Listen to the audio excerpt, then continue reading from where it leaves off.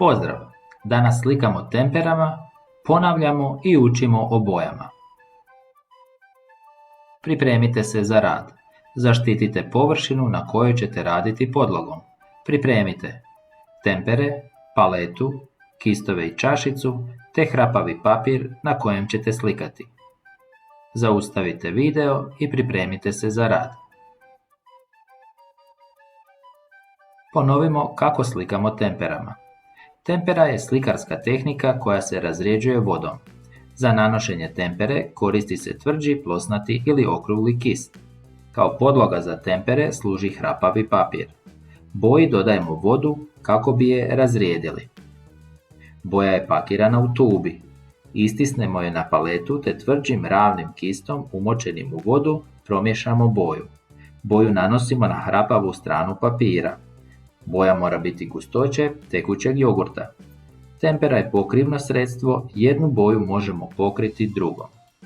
Prije nego što krenemo raditi temperama, ponovimo što smo do sada naučili o bojama općenito. Sigurno do sada znate koje su 3 boje, one boje koje nazivamo osnovnim bojama.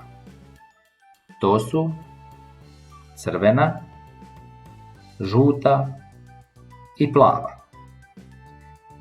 Njihovim miješanjem dobivamo izvedene boje.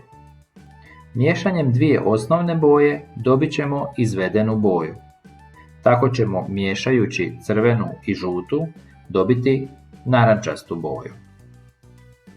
Miješanjem plave i crvene dobit ćemo ljubičastu boju.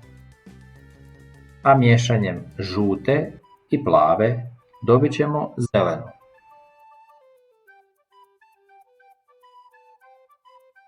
Promotri kako je slikar Matisse prikazao portret voljene gospođe Matisse.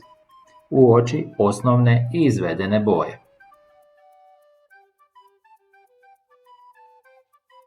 Primjećujemo osnovne boje, crvenu, žutu i plavu, i izvedene boje, zelenu, žutu, ljubičastu. Danas ćete slikati temperom. Prvo nacrtajte nekoliko geometrijskih likova koji se preklapaju. Mjesta gdje se likovi ne preklapaju obojite osnovnim bojama, a gdje se geometrijski likovi preklapaju obojite izvedenim bojama.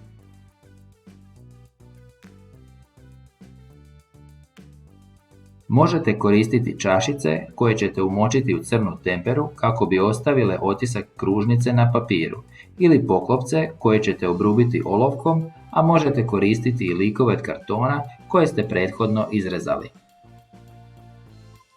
Nacrtajte geometrijske likove, obojite ih osnovnim i izvedenim bojama. Zaustavite video, svoj rad fotografirajte, fotografiju pošaljite svom učitelju ili učiteljici. Koji je bio današnji zadatak? Današnji zadatak bio je nacrtati geometrijske likove koji se preklapaju i obojite ih osnovnim i izvedenim bojama. Čime smo slikali? Slikali smo temperama. Jeste li uspješno završili rad? Te jeste li zadovoljni svojim radom? I zašto?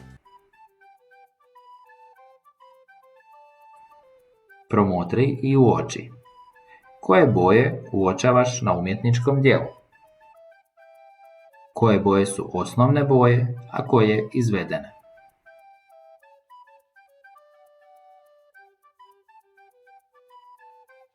Osnovne boje su crvena, plava i žuta, a na ovom umjetničkom djelu odmah su uočljive izvedene boje poput zelene i narančaste.